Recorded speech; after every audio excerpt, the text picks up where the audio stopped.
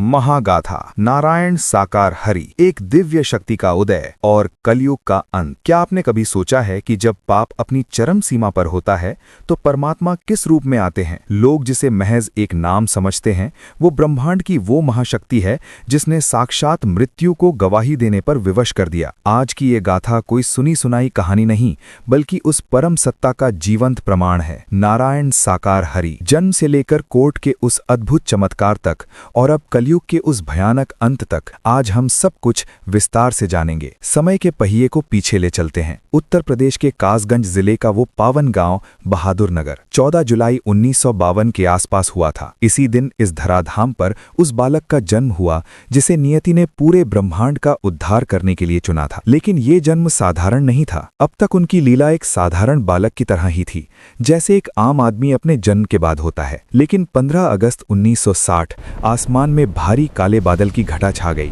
बिजली गरजने लगी। उनके भीतर एक अलौकिक शक्ति का प्राकट्य हुआ। वातावरण में एक विशेष ऊर्जा महसूस की जाने लगी। उस बालक की आंखों में वो चमक थी जो साधारण मनुष्यों में नहीं होती। इसी शक्ति के प्रभाव से उनके जीवन की दिशा बचपन से ही लोक कल्याण की ओर मुड़ गई। खेल कूद की उम्र में भी उनके मुख से निकलने वाले शब्द सत्य की कसौटी पर खरे उतरते थे। जैसे जैसे वे बड़े हुए, उन्होंने अपनी सांसारिक शिक्षा पूर्ण की। शिक्षा के दौरान भी उनकी मेधा और शांत व्यवहार ने सबको प्रभावित किया। वे बहुत शांत और कोमल मन से किसी को भी माफ कर देते थे। हर जीव से प्रेम करना और शांत रहना, ये उनका जीवन था। इसी वजह से उनको भोला के नाम से लोग बुलाने लगे। अब तक उनका सत्य के साथ से कोई नाता नहीं था। इसके पश्चात उनका विवाह श्रीमती प्रेमवती देवी जी के साथ संपन्न हुआ। विवाह के समय मातेश्वरी अपने साथ एक छोटी सी 12 वर्षीय बच्ची को लेकर आईं। नारायण साकार हरि ने उस बच्ची को अपनी संतान से बढ़कर एक पिता की तरह असीम स्नेह और संरक्षण दिया। घर में भक्ति और प्रेम का अद्भुत वातावरण था। लेकिन नियति एक बहुत बड़ी परीक्षा की तैयारी कर रही थी। अचानक उस 12 वर्षीय बच्ची की मृत्यु हो गई। इस दुखद घटना को विरोधियों ने एक हथियार की तरह इस्तेमाल किया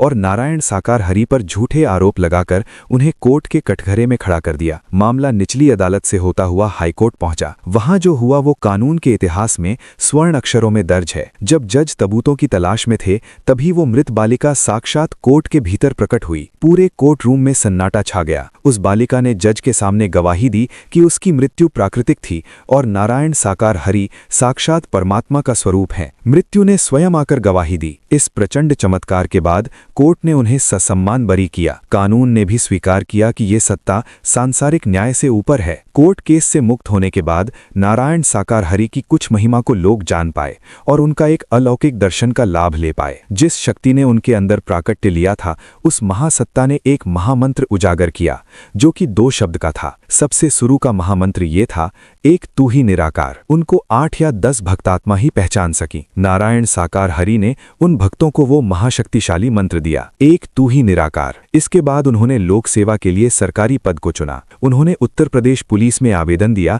और वहां अपनी सेवाएं शुरू की। अपनी कर्तव्य निष्ठा और विलक्षण प्रतिभा के कारण उनका प्रमोशन हुआ और उन्हें इंटेलिजेंस विभाग जैसी महत्वपूर्ण शाखाओं में काम करने का अवसर मिला। लेकिन इसके साथ नारायण हरि अपने भक्तों को दर्शन देते और अपनी वाणी से मोहित करते। लगभग 18 से 20 वर्षों तक उन्होंने पुलिस विभाग में रहकर समाज की गंदगी को करीब से देखा और धर्म की रक्षा की। लेकिन भीतर की वो महाशक्ति अब पूरे संसार के कल्याण के लिए व्याकुल थी। अंततः वो दिन आया, 15 अगस्त 1998। इसी दिन उन्होंने अपनी वर्दी का त्याग किया और भोले बाबा के रूप में पूर्णतः जगत के सामने आए। अब उस महाशक्ति का प्रभाव बढ़ चुका था। नौकरी के बाद जो सत्य के साथ में बोला गया ये मंत्र था, एक आप ही निराकार, एक आप ही साकार। उन्होंने घोषणा की कि वे न चंदा लेंगे, न दान, न दक्षिणा।